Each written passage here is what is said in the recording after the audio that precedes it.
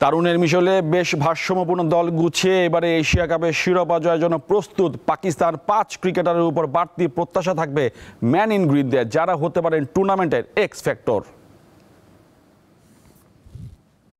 আলোচনায় সত্যি হলো, বাবর আজম ও মোহাম্মদ রিজওয়ানদের ছাড়াই এশিয়া কাপের জন্য স্কোয়াড ঘোষণা করে পাকিস্তান। টি-20 ফরম্যাটে দুই অভিজ্ঞ তারকা না থাকার কারণ হিসাবে পিসিবির নির্বাচক প্যানেল থেকে ব্যাখ্যা দেওয়া হয় নিম্নমানের স্ট্রাইক রেটের কারণ। যার হাতে পরানো হলো আর্ম ব্যান্ড সেই সালমান আগার স্ট্রাইক রেট ১১৫.৮৫।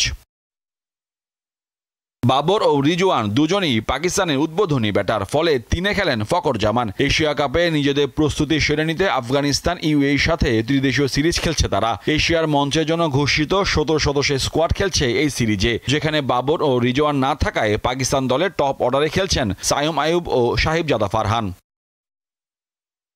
সায়মকে পাকিস্তানের নেক্সট বিগ থিং বলা হয়ে থাকে। ২৩ বছর বয়সী ব্যাটার ৩৬ টি-20তে তার স্ট্রাইক রেট ১৩৭.১৫। ২০১৮ সালে অভিষেক হলো ১৫টি টি-20 খেলে সাহিবজাদা নামের পাশে স্ট্রাইক রেট ১২৭.০১।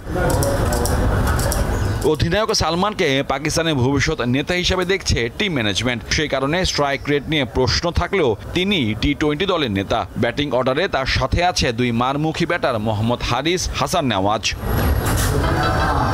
গত মার্চে নিউজিল্যান্ডের বিপক্ষে হাসান শতক হাঁকিয়েছেন মাত্র ৪৪ বলে। ১৪ টি-20তে তার স্ট্রাইক রেট ১৭৫.৬৪। যদিও খুব একটা ধারাবাহিক নন হারিস। ১৮ গড়ে তার স্ট্রাইক রেট ১৪৪.৮১।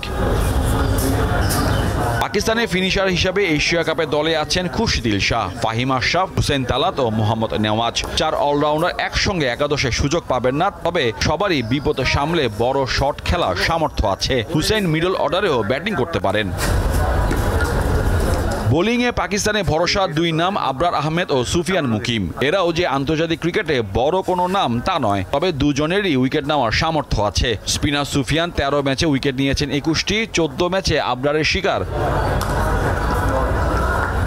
তবে পেস বিভাগটি অনেকটা সাদামাটা। নতুন বল হাতে আগের মতো নেই শাহিন শাহ আফ্রিদি, তবে ভরসার জায়গা হারিস রৌফ। এছাড়া আছেন অভিজ্ঞ হাসান আলী। বাংলাদেশের বিপক্ষে সিরিজে ৮ উইকেট নেওয়া পেসার সালমান মির্জাকে দলে রাখা হয়েছে। আছেন মোহাম্মদ ওয়াসিম জুনিয়রও। এশিয়া কাপে এই গ্রুপে পাকিস্তানের ৩ প্রতিপক্ষ ওমান, সংযুক্ত আরব আমিরাত এবং চিরপ্রতিদ্বন্দ্বী ভারত। বিশেষ করে ভারতের মতো দলের বিপক্ষে ১৪ সেপ্টেম্বরের ম্যাচটি আলাদা গুরুত্বপূর্ণ। মোহাম্মদ হাসিব, দীপ্ত স্পোর্টস।